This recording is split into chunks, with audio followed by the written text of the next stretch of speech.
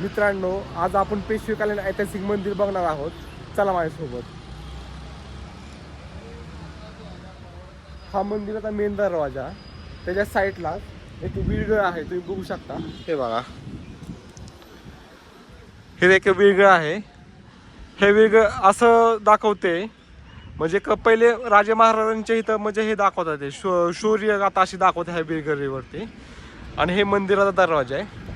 आता आपण आत जाणार आहोत.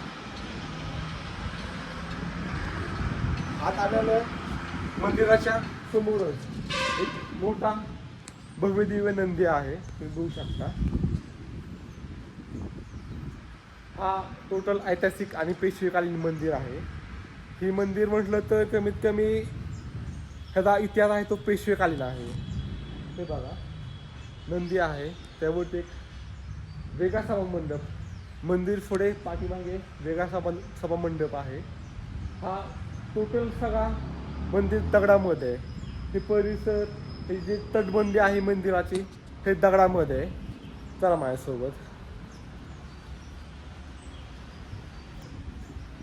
ह्या मंदिराचं नाव म्हटलं तर त्र्यंबकेश्वर महादेव मंदिर असं ह्या मंदिराचं नाव आहे.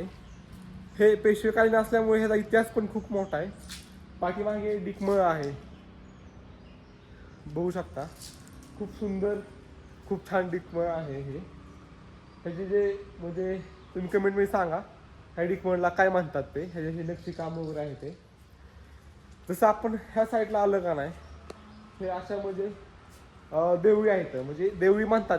तुम्हाला काय माहीत असेल तर तुम्ही सांगू शकता. हे बघू शकता तुम्ही. हे मंदिर दगडामध्ये मंदिर आहे सगळं. हे मंदिर महादेवाचं असल्यामुळे ह्याला शिव मंदिरही म्हणतात.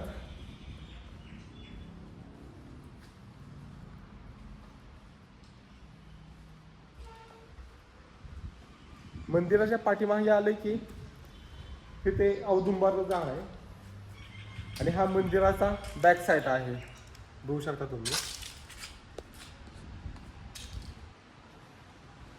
मंदिराच्या पाठीमागे ह्या साईडला एक दत्ताची मूर्ती आहे, खूप छान आहे. पुढे होम आहे यज्ञ करण्यासाठी, बघू शकता तुम्ही. हे बघा.